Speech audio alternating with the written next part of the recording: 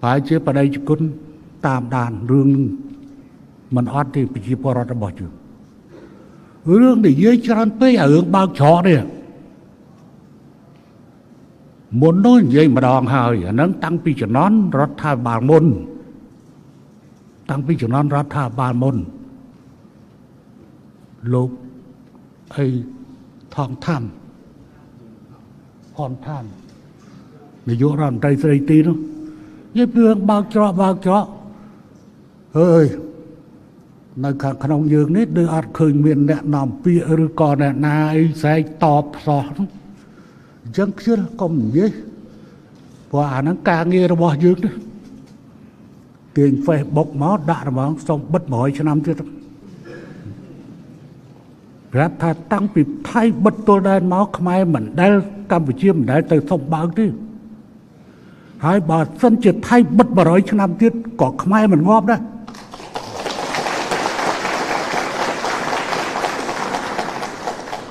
đó trong cõi này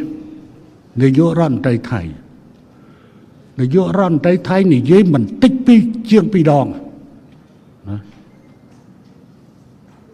mình bao trò nè nam bia con tọp tranh máu để dưới cho đòn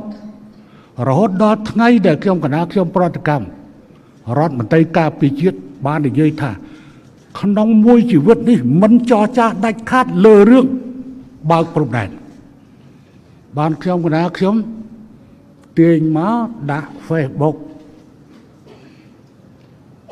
thả xong ai thay bất mà rồi năm rưỡi pram rồi nămទៀតហើយខ្ញុំសូមបញ្ជាក់ខ្ញុំប្រឆាំងដាច់ខាតចំពោះសំណើណាក៏ដោយរបស់ភាគីកម្ពុជាបើកព្រំដែនថៃកម្ពុជាថៃព្រោះគេនៅបើកគេនៅបិទយើងកុំទៅសុំបើកកុំធ្វើថោក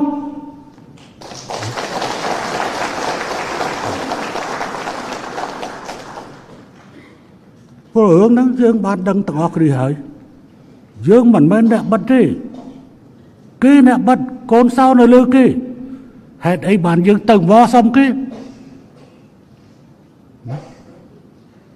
សុំជូនសារទៅថ្នាក់ដឹកនាំថៃមិនថាស៊ីវិលមិនថាកងទ័ព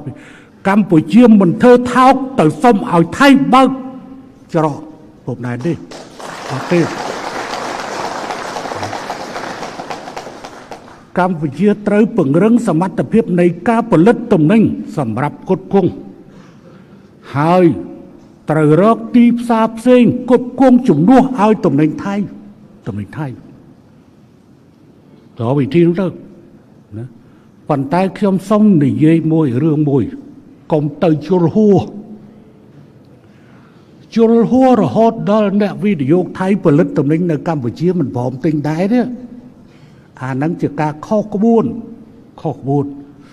គេផលិតនៅកម្ពុជាចាត់ទុកជាទំនិញរបស់កម្ពុជាដូចជា CP នេះវាផលិតវាចិញ្ចឹមមន់វាចិញ្ចឹមអាហ្នឹងពងមន់ទិញវាមកស៊ីមកវាមានស្អីអាហ្នឹងរបស់យើងតើមកក៏ទៅជ្រុលហើយមកសល់មិញខ្ញុំនិយាយឲ្យអស់ទៅចាកូនស្រីខ្ញុំមិនធ្វើអគ្គនាយកទូបយ័នហើយគ្នាក៏ក្រាបការវាមិនបានដែរបើតាមើលទៅសួរពុកឥឡូវហ្នឹងអាបូកូតាគេសុំវាយបុកឡើងវិញហើយចុះបូកូតារបស់ជប៉ុនដែរបាទចារបស់ជប៉ុនហើយចុះមិនបានមិនវាយ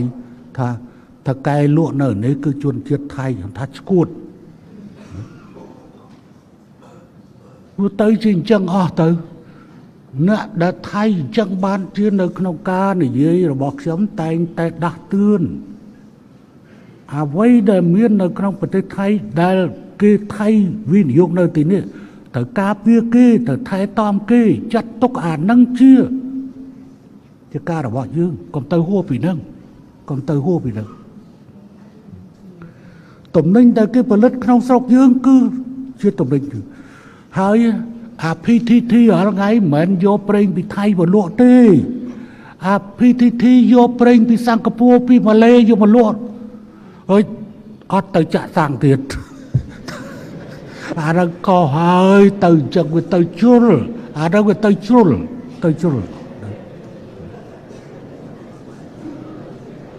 អានឹងទីចុងបំផុតសម្រាប់សេដ្ឋកិច្ចខ្លួនឯងទៅកុំឆ្លាតរហូតដល់សម្រាប់ខ្លួនឯងនេះជាវិធីដែលសម្រាប់ខ្លួនឯង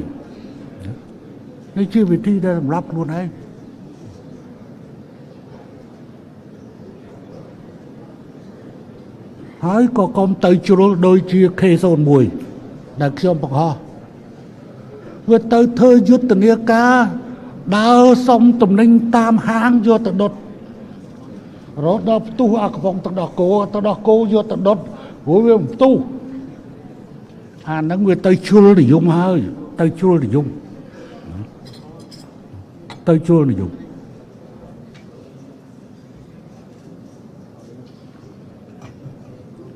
អារបស់ហ្នឹងយើងយកលុយទៅទិញគេយកមកយកលុយទៅទិញគេដើម្បីយកមកហើយអញ្ចឹងតើឲ្យគ្នាទៅមិនបញ្ហាសំណូមពរធ្វើតែប៉ុណ្ណេះទេសុំលក់អានឹងឲ្យអស់ទៅតែកុំឲ្យយកមកទៀតណាតែប៉ុណ្្នឹងឯងលក់ឲ្យអស់ប៉ុន្តែក្រៃលោអាមិនអស់នេះវានៅតែមិនអស់រហូត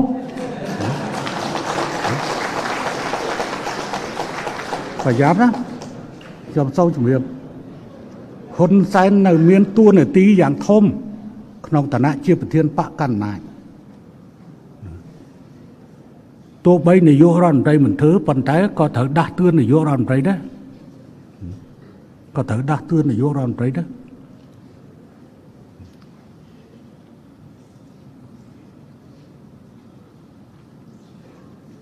ទំហំពាណិជ្ជកម្មរវាងកម្ពុជានិងថៃទាំងសងខាងសុទ្ធតែកំពុងលេងល្បែងចាញ់ដូចគ្នាប៉ុន្តែយើងលោតទៀបធ្លាក់មកវិញឈឺក៏មិនទៅខ្លាំងដែរតែគេលោតខ្ពស់ជាងធ្លាក់មកវិញគឺឈឺខ្លាំងនៅត្រង់ណាបើយោងក្រៅតួលេខក្រៅផ្លូវការទំហំពាណិជ្ជកម្មរវាងប្រទេសទាំងពីរជាង 10,000 លាន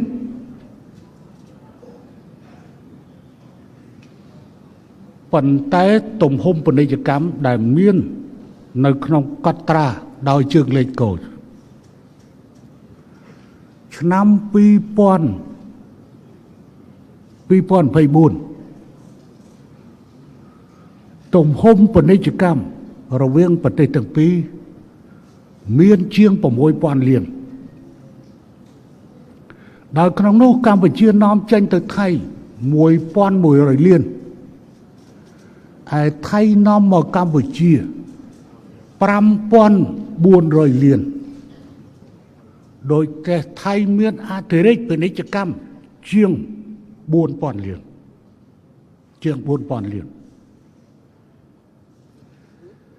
អញ្ចឹងអ្នកណាខាតអ្នកណាចំណេញ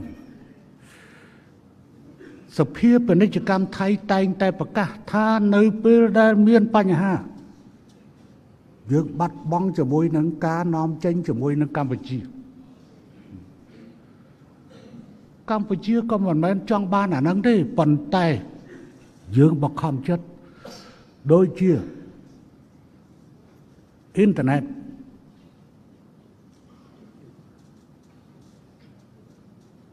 អគ្គិសនីហើយប្រេងឥន្ធនៈថ្ងៃណាក៏ថ្ងៃគម្រាមបិទថ្ងៃណាក៏ថ្ងៃគម្រាមដាក់ផ្ដាច់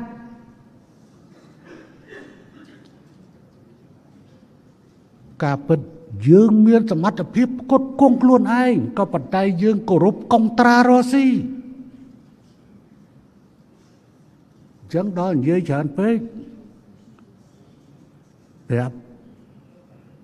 រៀបចំដល់ម៉ោងផ្ដាច់ក្រឹបមួយទៅ đó là cây sኒ cây sni dương miên cây sni nơi ai khét có công 50 MW ប៉ុន្តែដោយសារគោរពកុងត្រារ៉ូស៊ីជាមួយគ្នាមានការទិញភ្លើងពីថៃចូលមកកម្ពុជា24 MW ពេលដែលខ្ញុំនិយាយហើយស្រាប់តែឃើញព័ត៌មានថាត្រាតកំពុងផ្គត់ផ្គង់ឲ្យខេត្តកោះកុង24 MW អាណាផ្គត់ផ្គង់ប៉ុន្តែ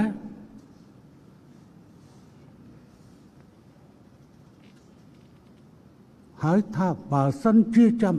មានបទបញ្ជានឹងកាត់ផ្ដាច់ខ្ញុំក៏បានសួរទៅម៉ណែតហើយសួរទៅកែវរតនៈថាភ្លើងយើងមានក៏ប៉ុន្តែយើងគោរពកុងត្រារ៉ូស៊ីណាបានយប់នោះប្រាប់ទៅណែតថាបើឯងកូនអញហើយផ្ដាច់ភ្លើងឲ្យបានមុនម៉ោង 5 ភ្លឺ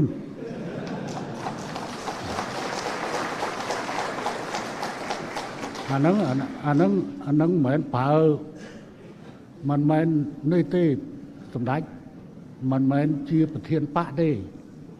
អានេះគឺថាតួនាទីឪនាយករដ្ឋមន្ត្រីប្រាប់នាយករដ្ឋមន្ត្រីប្រាប់ថាបើឯងកូនអញហើយផ្ដាច់ភ្លើងហ្នឹងមុនម៉ោង 5 ភ្លឺហើយពេលហ្នឹងវាចំពេលអីណែកែវរតនៈទៅកោះកុងនឹងទៅទៀតព្រោះវាមានប្របាកអីបារ៉ែតទេវានៅអញ្ចឹងបដាច់របស់ថៃគឹបរួញអាដែងកម្ពុជាឡើងចេះវាជាប់បាត់ហើយរួចមួយចេញមកទៀតថាបិទប្រេងត្រឹមតែ3 ខែកម្ពុជាចុះចាញ់ហើយ